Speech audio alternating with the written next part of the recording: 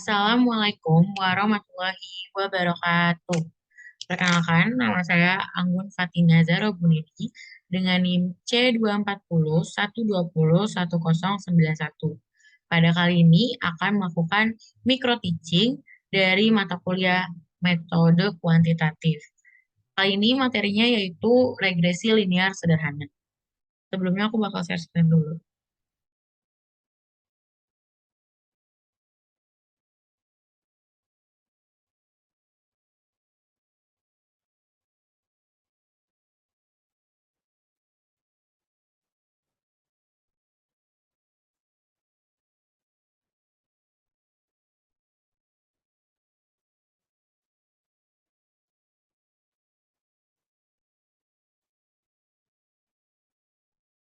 Oke, berikut adalah materinya yaitu regresi linear sederhana.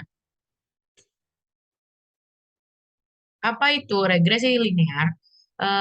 Regresi linear sederhana adalah hubungan dari suatu variabel yang tak bebas yang dihubungkan dengan variabel lain, yaitu variabel yang bebas. Regresi linear juga adalah metode statistik yang mempunyai fungsi sebagai penguji, di mana hubungan antara sebab atau akibat dari faktor penyebab X terhadap variabel lainnya. Jadi intinya akan mengetahui terkait hubungan dari variabel tak bebas dengan variabel bebas. Ada pula kekurangan dan kelebihan dari RLS sendiri atau regresi linear sederhana. Kekurangannya itu dengan distribusinya itu kurang menyeluruh. Jadi penjelasan dari distribusinya ini tidak merata ke seluruh. Terus dari RLS juga terpengaruh oleh outlier. Ada pula kelebihan dari RLS yaitu hasil dari akurasinya cukup tinggi dan dapat menghasilkan nilai yang optimal atau MAPE. Kita akan langsung masuk ke studi kasus. Oke, berikut adalah studi kasus dari soal sebuah penelitian yang dilakukan oleh mahasiswa FPK IPB terkait pengaruh pemberian pakan terhadap bobot ikan mas dan tentukan nilai regresi linear sederhana dan interpretasikan jika diketahui data sebagai berikut. Berikut adalah data yang udah kita dapatkan yaitu di pemberian pakan dan bobot ikan. Sebanyak ada 10 data. Lalu untuk langkah pertama, jumlah N adalah jumlah dari semuanya, yaitu ada 10. Sudah ada 10. Lalu nilai sigma X adalah jumlah dari total pemberian pakan. Lalu di sini ada jumlah Y, yaitu jumlah dari bobot ikan mas dengan rumus SUM atau SUM.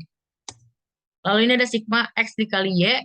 Di sini kita buat kolom baru, yaitu X dikali Y, di mana X-nya itu adalah pemberian pakan dan Y-nya adalah bobot ikan mas. Lalu di sini menggunakan rumus SUM SI, yaitu sama, X-nya menggunakan pemberian pakan, dan berlaku juga untuk sigma Y, yaitu bobot ikan mas.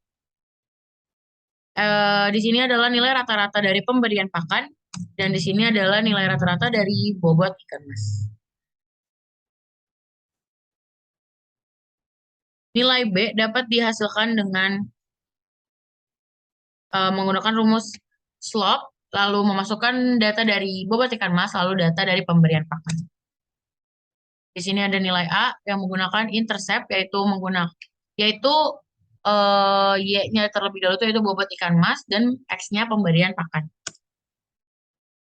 Didapatkan nilai 37,142857 dan nilai A-nya 5458857. Di sini adalah penjelasan dari interval L di mana R lebih kecil dari 0,5 adalah kurang erat, 0,5 dan 0, sampai 0,7 adalah erat, lebih dari 0,7 adalah sangat erat.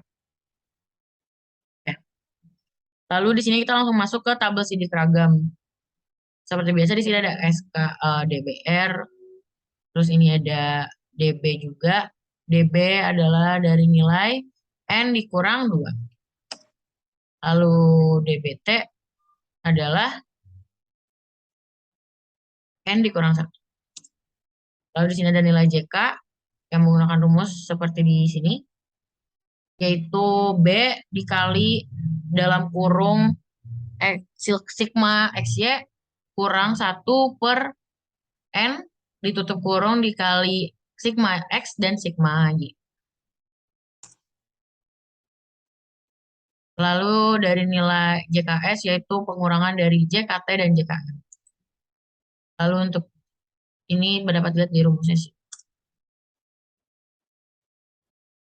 Untuk KTR yaitu JKR dibagi DBR. Lalu untuk KTS yaitu sama JKS dibagi DBS. Untuk nilai F hit yaitu pembagian dari KTR dan KTS. Untuk nilai F tap menggunakan rumus Fin dengan selang kepercayaan 0,05 yaitu masukkan DBR dan DBS. DBS. Lalu di sini adalah nilai R kuadrat yaitu sebesar JKR dibagi JKT. Dengan nilai R SKRT dari R kuadrat. SKRT itu kayak akar gitu ya guys. Lalu dapat disimpulkan bahwa F hit dan F tap yang berarti tolak H0 sama dengan 0,8429 di mana R-nya itu lebih dari 0,7 sehingga hubungan antara pemberian pakan dan bobot ikan itu sangat erat. Lalu dapat diinterpretasikan berdasarkan ST 90% diketahui bahwa pemberian pakan mempengaruhi bobot ikan mas yang sangat erat. Setiap satuannya sebesar 0,8429. Lalu ini kita dapat menggunakan data analis di sini, lalu dipilih bagian regresi. Dan X-nya itu menggunakan pemberian pakan, Y-nya itu bobot ikan mas. Lalu di sini kita dapat mengetahui nilai A yaitu 45 dan nilai B-nya 37. Ini cara cepat dan bisa dilihat di sini sama ya guys. Oke, studi kasusnya selesai.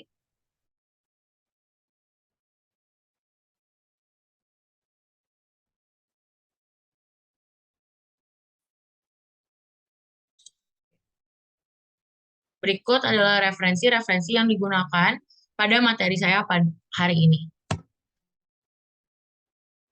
Sekian mikro teaching dari saya, kurang lebihnya mohon maaf. Wabillahi taufiq walhidayah. Wassalamualaikum warahmatullahi wabarakatuh.